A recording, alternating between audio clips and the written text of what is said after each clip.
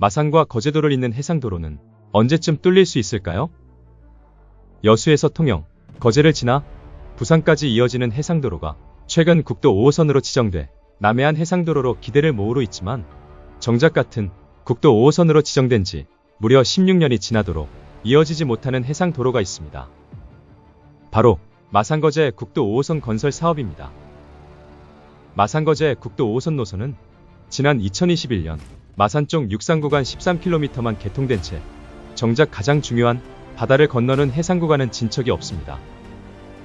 앞으로 남은 마산거제 국도 5호선 건설 사업은 7.7km의 해상 연결 구간과 거제도 육상부 4km 노선입니다.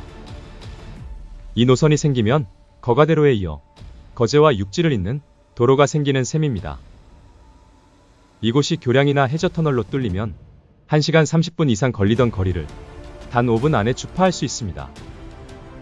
이는 단순한 이동의 편의성을 넘어 마산과 거제 두 도시 간 생활권 통합을 의미합니다.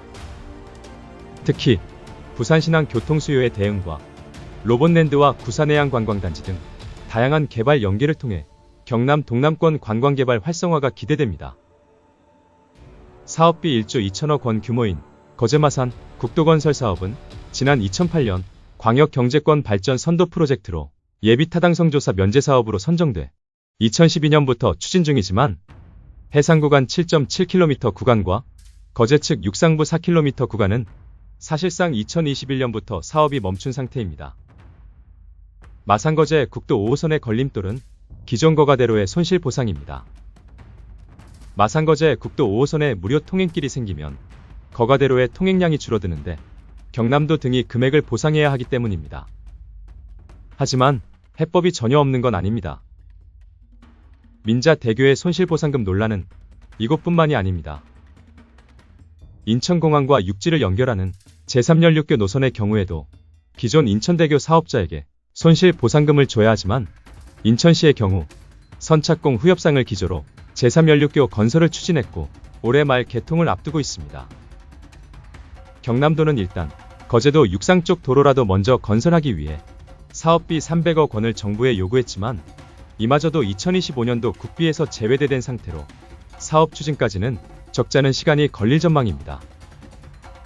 경남도와 창원시, 거제시를 잇는 거제-마산 국도 5호선 연장 노선.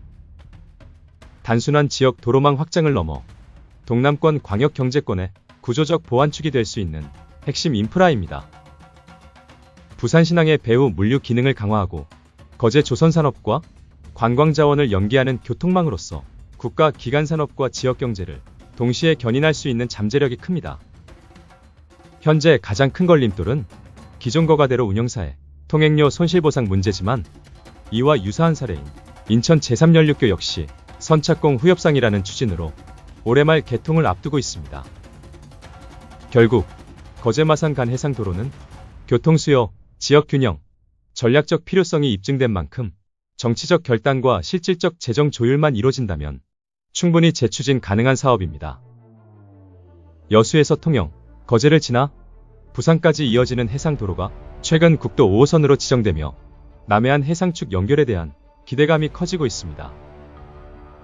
이제 남은 과제는 그 연결의 사각지대였던 마산거제 구간을 어떻게 현실화할 것인가입니다. 동남권의 미래를 잇는 해상 연결축. 국가가 나서야 할 타이밍은 더 이상 미룰 수 없습니다. 이제는 민자사업 손실보상 문제를 둘러싼 지방정부만의 부담을 넘어서 중앙정부의 책임 있는 조정과 투자 전략이 필요합니다. 알아두면 도움이 되는 국토개발 그림. 지금까지 마산에서 바다 건너 거제도를 잇는 국도 5호선 해상도로 개통 계획과 필요성에 대해 알아봤습니다. 귀한 시간 끝까지 시청해 주신 여러분 감사합니다.